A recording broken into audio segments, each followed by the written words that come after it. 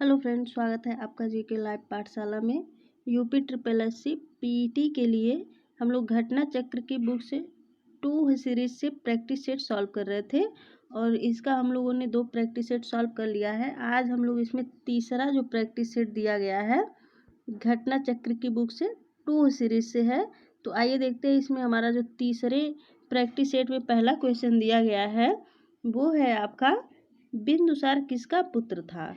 तो बिंदुसार जो है आपका चंद्रगुप्त मौर्य का पुत्र था। अगला दिया गया है, त्रिपिटक की पवित्र पुस्तकें हैं। तो त्रिपिटक जो है ये आपके बौद्ध धर्म की पवित्र पुस्तकें हैं, त्रिपिटक। अगला क्वेश्चन दिया गया है, पाल साम्राज्य का प्रथम शासक कौन था। तो पाल साम्राज्य का जो प्रथम शासक था वो था आपका गोपाल। ऑप्शन नंबर ए सही हो जाएगा। अगला क्वेश्चन दिया गया है, भारत पर शासन करने वाला पहला मुस्लिम राजवंश कौन था। तो जो भारत पे पहला शासन करने वाला मुस्लिम राजवंश था वो था गुलाम राजवंश। ऑप्शन नंबर बी सही हो जाएगा। अगला क्वेश्चन दिया गया है इसमें, शिवाजी महाराज के शासनकाल में मंत्री परिषद को किस नाम से जाना जाता था। तो जो शिवाजी महाराज के जो शासनकाल में मंत्री परिषद थे उनको जो है आपका अष्ट प्रधान के नाम से जाना जाता था। ऑप्शन नंबर डी सही हो जाएगा। अगला क्वेश्चन दिया गया है, प्रार्थना समाज के संस्थापक निम्नलिखित में से कौन थे।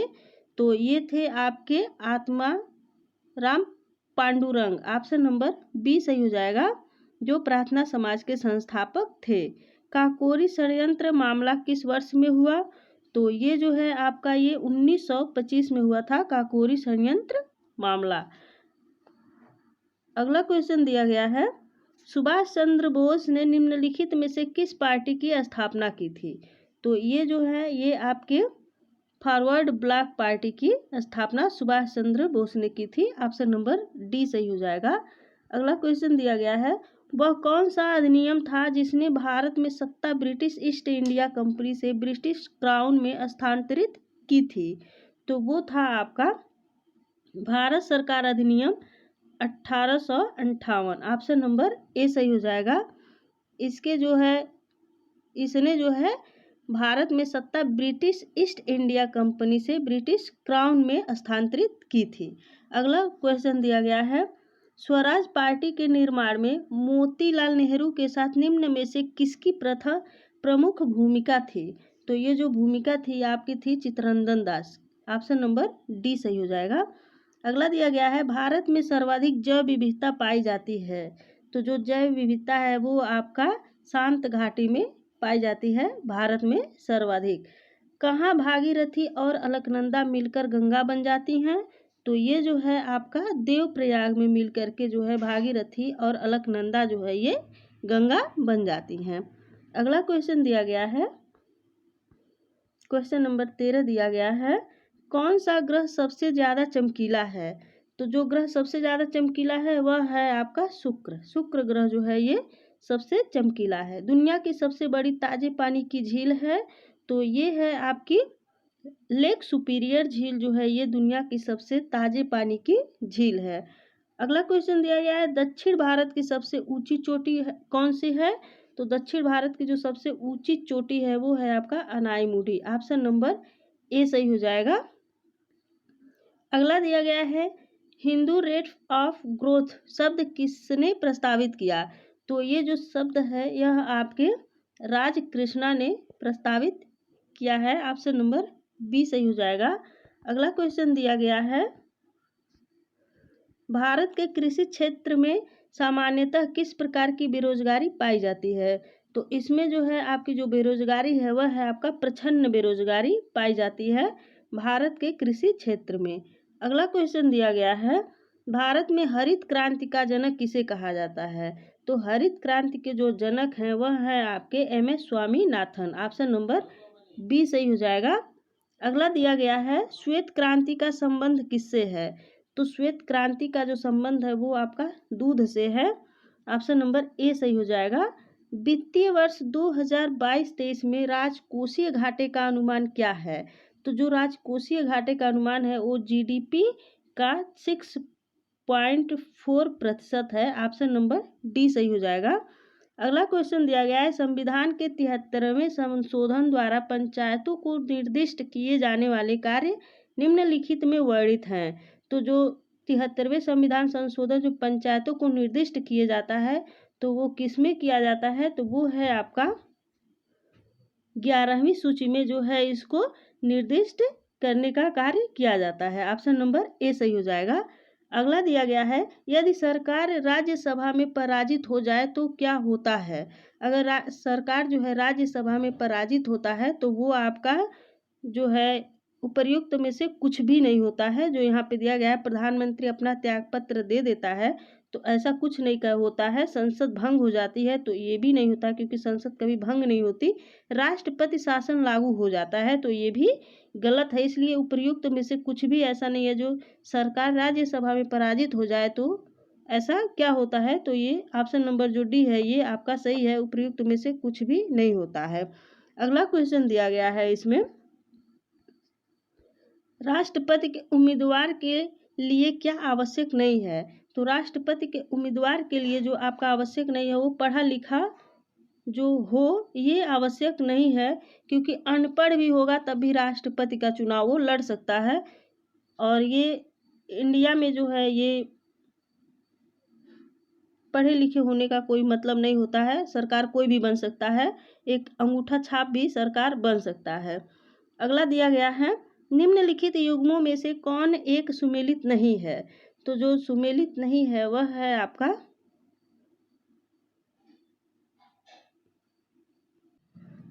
इसमें ऑप्शन नंबर डी सही हो जाएगा। भाग 5 जो है ये मूल कर्तव्य नहीं है, इसलिए ये सुमेलित नहीं है। अगला दिया गया है, लोकसभा के लिए चुनाव में निर्वाचित होने के लिए किसी व्यक्ति के लिए न्यूनतम आयु सीमा है। तो लोकसभा में जो निर्वाचित चुनाव में जो निर्वाचित होते हैं उनका जो आयु सीमा होती है वो 25 वर्ष होती है। ऑप्शन नंबर सी सही हो जाएगा। अगला क्वेश्चन दिया गया है, न्यूटन का पहला नियम के रूप में भी जाना जाता है। तो न्यूटन के जो पहला नियम है वह है आपका जड़त्व का नियम, जो है ये न्यूटन का पहला नियम जाना जाता है। अगला क्वेश्चन दिया गया है, प्रति सेकंड होने वाले दोलनों की संख्या को क्या कहते हैं। तो प्रति सेकंड होने वाले दोलनों की जो संख्या होती है उसको आवृत्ति कहा जाता है। न्यूलैंड्स के अष्टक नियम के अनुसार निम्नलिखित में से किसमें सोडियम के समान गुण होते हैं। तो जो सोडियम के समान गुण होता है वो लिथियम जो होता है, इसमें जो है सोडियम के समान गुण पाया जाता है। अगला क्वेश्चन दिया गया है, दूध में पाया जाने वाला मुख्य प्रोटीन कौन सा है। तो दूध में जो पाया जाने वाला मुख्य प्रोटीन है वह है आपका कैसीन। ऑप्शन नंबर डी सही हो जाएगा। अगला दिया गया है, बेरी रोग निम्नलिखित में से किसकी कमी के कारण होता है। तो ये विटामिन B1 के कारण जो है बेरी रोग होता है। हिंदी से पूछे हुए 5 क्वेश्चन देखते हैं, जो क्वेश्चन नंबर 36 से स्टार्ट होता है। तो इसमें जो 36 दिया गया है, उत्तरायण का विलोम होता है। तो उत्तरायण का जो विलोम होता है वो आपका दक्षिणायन होता है। ऑप्शन नंबर सी सही हो जाएगा। वह स्त्री जिसका पति परदेश विदेश गया हो वाक्य के लिए एक शब्द है, तो उस वाक्य के लिए जो आपका शब्द है वो है आपका प्रोषित पतिका। ऑप्शन नंबर सी सही हो जाएगा। अगला क्वेश्चन दिया गया है, इसमें निम्नलिखित में यमुना का पर्यायवाची शब्द नहीं है। तो जो यमुना का पर्यायवाची शब्द नहीं है वह है आपका कुलंसका, जो है ये आपका यमुना का पर्यायवाची नहीं है। हंस, सुता, अर्कजा, कृष्णा जो है ये यमुना का पर्यायवाची है। कुलंक कसा जो है ये यमुना का पर्यायवाची नहीं है। अगला क्वेश्चन दिया गया है, इसमें प्रयोजन का समानार्थी शब्द नहीं है। तो जो प्रयोजन का समानार्थी शब्द नहीं है वह है आपका नियोजन। ऑप्शन नंबर डी सही हो जाएगा। बहिष्कार का संधि विच्छेद क्या है। तो बहिष्कार का संधि विच्छेद आपका वही धन कार होता है, बहिष्कार। ऑप्शन नंबर सी सही हो जाएगा। अगला दिया गया है इसमें निर्देश 4 शब्द दिए गए हैं, जिनमें से 3 किसी न किसी तरह समान है और एक असमान है। उस असमान शब्द का चयन करें। तो जो इसमें असमान शब्द है तो इसमें पहला दिया गया है शहनाई, दूसरा दिया गया है मैक्सोफोन, तीसरा दिया गया है बांसुरी। ये तीनों जो है एक दूसरे से समान है, मैंडोलिन जो है ये एक दूसरे से समान नहीं है, इसलिए ऑप्शन नंबर इसमें डी सही हो जाएगा। मैंडोलिन जो है इन तीनों से जो है भिन्न है। अगला क्वेश्चन दिया गया है इसमें, जुलाई 2022 में संपन्न टेनिस की ग्रैंड स्लैम प्रतियोगिता विंबलडन 2022 के पुरुष एकल का खिताब किसने जीता? तो इसमें जो है पुरुष एकल का जो खिताब है वो नोवाक जोकोविच ने जीता है। ऑप्शन नंबर बी सही हो जाएगा। अगला क्वेश्चन दिया गया है, किस भारतीय प्रौद्योगिक संस्थान आईआईटी के शोधकर्ताओं द्वारा कैंसर का पता लगाने हेतु PIVOT नामक एक कृत्रिम बुद्धिमत्ता आधारित उपकरण विकसित किया गया है? तो इसका जो है ऑप्शन दिया गया है, आपका ऑप्शन है ऊपर दिया गया है जो IIT मद्रास है इसने जो है कैंसर का एक उपकरण बनाया है। अगला क्वेश्चन दिया गया है इसमें, जम्मू एवं कश्मीर में रतले जल विद्युत परियोजना का निर्माण किस नदी पर किया जा रहा है? तो ये जो है आपका चिनाब नदी पर किया जा रहा है। ऑप्शन नंबर सी सही हो जाएगा। अगला क्वेश्चन दिया गया है, जुलाई 2022 में किस भारतीय अर्थशास्त्री को अंतर्राष्ट्रीय मुद्रा कोष IMF के पूर्व मुख्य अर्थशास्त्रियों की दीवार में शामिल किया गया है? तो ये जो हैं ये गीता गोपीनाथ जो हैं इनको जो है पूर्व मुख्य अर्थशास्त्रियों की दीवार में शामिल किया गया है अंतर्राष्ट्रीय मुद्रा कोष में।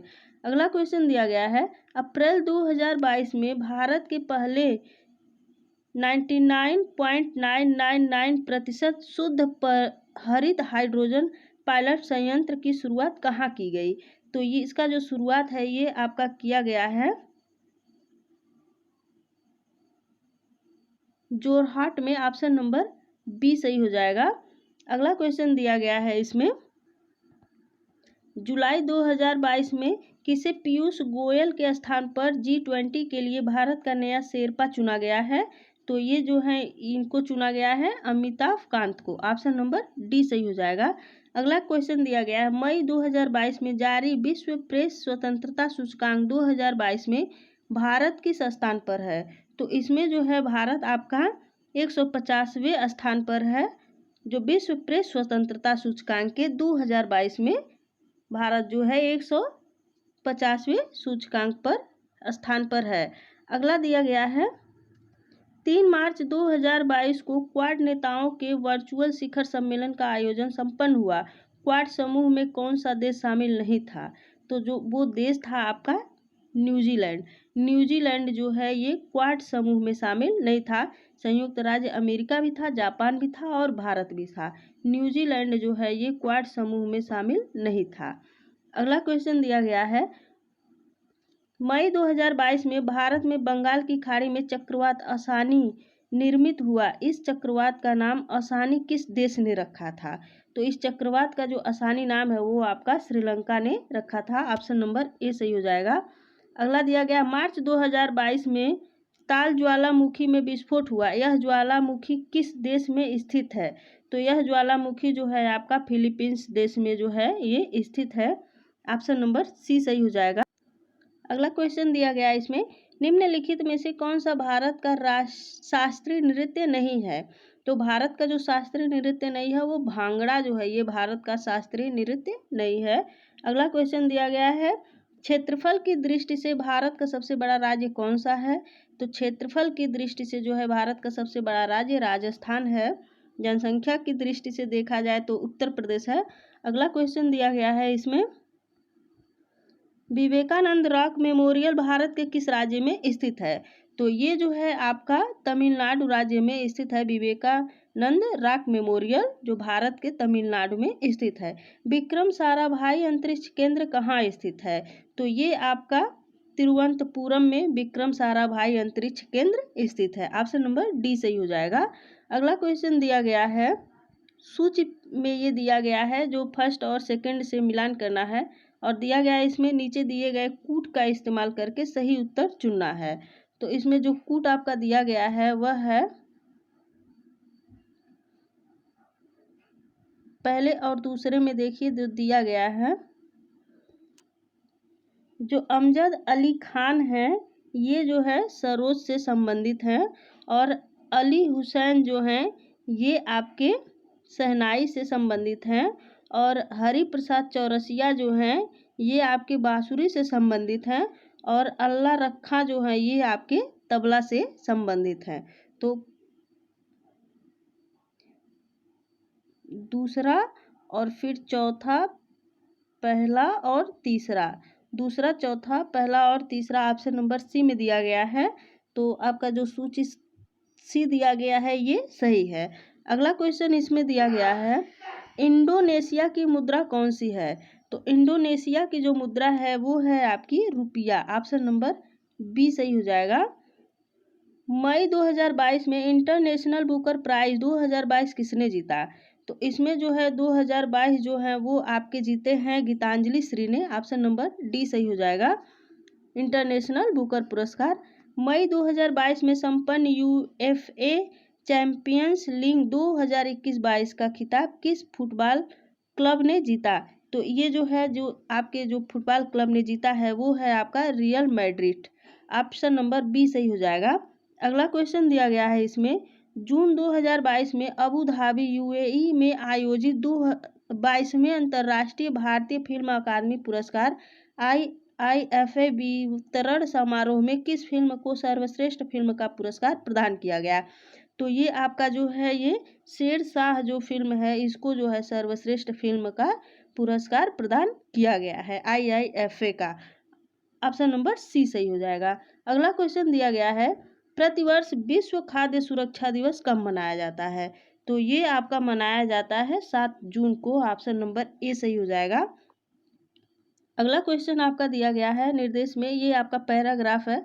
आप लोग पैराग्राफ को पुश करके पूरा का पूरा पढ़ लीजिएगा, क्योंकि पेपर में कहीं ना कहीं ऐसे ही और यही पेपर फिर से रिपीट भी हो जाते हैं, तो आप लोग इसको ध्यान से पढ़िएगा। दिया गया है, नीचे दिए गए गद्यांश को पढ़कर पूछे गए प्रश्नों में जो प्रश्न संख्या 71 से 75 है, 5 क्वेश्चन जो इससे पूछे गए हैं, तो सही और सबसे उपयुक्त उत्तर वाले विकल्प को चुनना है। तो दिया गया है आपका पैराग्राफ में, लघु उद्योग उन उद्योगों को कहा जाता है जिनके समारंभ एवं आयोजन के लिए भारी भरकम साधनों की आवश्यकता नहीं पड़ती।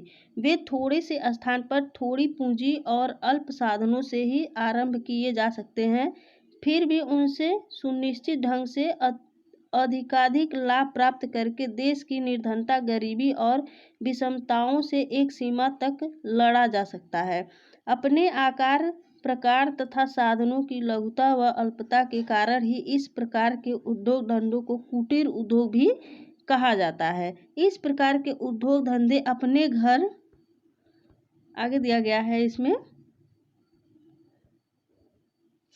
अपने घर में भी आरंभ किए जा सकते हैं और अपने सीमित साधनों का सदुपयोग करके आर्थिक लाभ कमाया जा सकता है और सुखी समृद्ध बना जा सकता है। भारत जैसे देश के लिए तो इस प्रकार के लघु उद्योगों का महत्व और भी बढ़ जाता है, क्योंकि वह यहाँ युवाओं की एक बहुत बड़ी संख्या बेरोजगार है। इसी कारण महात्मा गांधी ने मशीनीकरण का विरोध किया था। उनकी यह स्पष्ट धारणा थी कि लघु उद्योगों को प्रश्रय देने से लोग स्वावलंबी बनेंगे। मजदूर किसान फसलों की बुआई कटाई से फुर्सत पाकर अपने खाली समय का सदुपयोग भी करेंगे।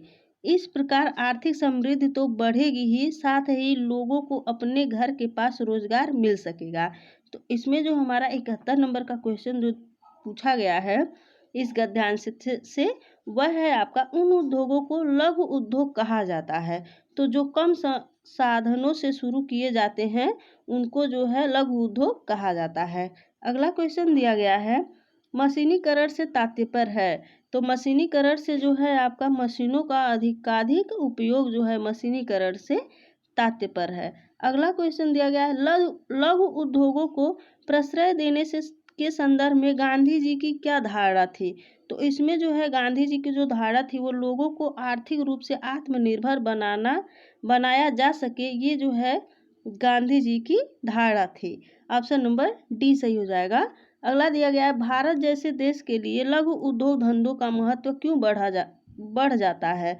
तो इसमें जो बढ़ जाता है वह क्योंकि यहाँ बहुत से लोगों को काम की ज़रूरत है। ऑप्शन नंबर ए सही हो जाएगा। अगला क्वेश्चन दिया गया है और इस पैराग्राफ का लास्ट क्वेश्चन है, गद्यांश के अनुसार प्रश्रय शब्द का भाव है। तो जो प्रश्रय शब्द है इस गद्यांश में कहा भी गया है और इसका जो भाव है वह है आपका संरक्षण देना। ऑप्शन नंबर ए सही हो जाएगा।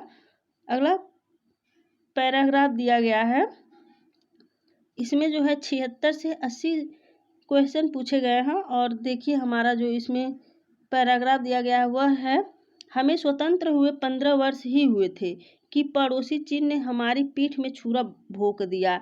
उत्तरी सीमा की सफ़ेद बर्फीली चोटियां शहीदों के खून से सनकर लाल हो गई। हजारों माँओं की गोदें सूनी हो गई। हजारों की मांग का सिंदूर पूछ गया और लाखों अभागे बच्चे पिता के प्यार से वंचित हो गए। आगे दिया गया है, गणतंत्र दिवस निकट आ रहा था, देश का हौसला पस्त था, कोई उमंग नहीं रह गई थी पर्व मनाने की। तब यह सोचा गया कि जानी मानी फिल्मी हस्तियां आयोजन में शामिल हो तो भीड़ उमड़ेगी। वहाँ कोई ऐसा गीत प्रस्तुत हो जो लोगों के दिलों को छूकर उन्हें झकझोर सके। चुनौती फिल्म जगत तक पहुंची। एक नौजवान गीतकार प्रदीप ने चुनौती स्वीकारने, आगे दिया गया है, स्वीकारने का मन बनाया और गीत लिखना शुरू किया। लेकिन सुर और स्वर के बिना गीत का क्या। प्रदीप संगीत निर्देशक सी रामचंद्र के पास पहुंचे। उन्हें गीत पसंद आया और रक्षा मंत्रालय को सूचना दे दी गई। 26 जनवरी का शुभ दिन आया। लाखों की भीड़ बड़ी उत्सुकता से प्रतीक्षा कर रही थी। तब तक जो धुन बज रही थी वह हटी और थोड़ी देर शांति रही। तभी उस शांति को चीरता हुआ लता मंगेशकर का वेदना और चुनौती भरा स्वर सुनाई पड़ा और वो स्वर था, ऐ मेरे वतन के लोगों, जरा आँख में भर लो पानी। समय जैसे थम गया, सभी के मन एक ही भाव, एक ही रस में डूब गए। गीत समाप्त हुआ तो लगभग 2 लाख लोग सिसक रहे थे। आंसू थे कि थमते ही न थे। इस पे जो पैराग्राफ पे हमारा जो क्वेश्चन पूछा गया है वो दिया गया है, ऐ मेरे वतन के लोगों, गीत के बारे में क्या सच नहीं है। तो इसमें जो सच नहीं है वह है आपका मन्ना डे ने सुर दिया। ऑप्शन नंबर ए सही हो जाएगा। ये जो है सच नहीं है। अगला क्वेश्चन है, भारत में 26 जनवरी का पर्व मनाने की उमंग न रहने का कारण था। तो इसमें जो है 26 जनवरी न मनाने का जो उमंग रहने का जो कारण था वह था आपका हजारों युवकों का शहीद होना। ऑप्शन नंबर डी सही हो जाएगा। अगला दिया गया है, रक्षा मंत्रालय को क्या सूचना दी गई होगी। तो रक्षा मंत्रालय को जो सूचना दी गई थी वो थी आपकी गीत प्रस्तुत करने की चुनौती स्वीकार है। ऑप्शन नंबर बी सही हो जाएगा। अगला क्वेश्चन दिया गया है, पीठ में छुरा भोंकना का अर्थ है। तो इसका जो अर्थ है वह है आपका विश्वासघात करना। ऑप्शन नंबर बी सही हो जाएगा। अगला क्वेश्चन पूछा गया है, जानी मानी फिल्मी हस्तियों को बुलाने का निर्णय क्यों लिया गया। तो इसमें जो है ये जो निर्णय लिया गया था वह था आपका भीड़ जुटाने के लिए। ऑप्शन नंबर ए सही हो जाएगा। तो दोस्तों ये रहा हमारा घटना चक्र से 2 सीरीज से प्रैक्टिस सेट और ये हमारा तीसरा नंबर प्रैक्टिस सेट था। वीडियो अगर आपको अच्छी लगी हो तो प्लीज़ लाइक करिए, शेयर करिए, चैनल को सब्सक्राइब जरूर करिए। इसका PDF आपको हमारे टेलीग्राम चैनल पे मिल जाएगा। धन्यवाद।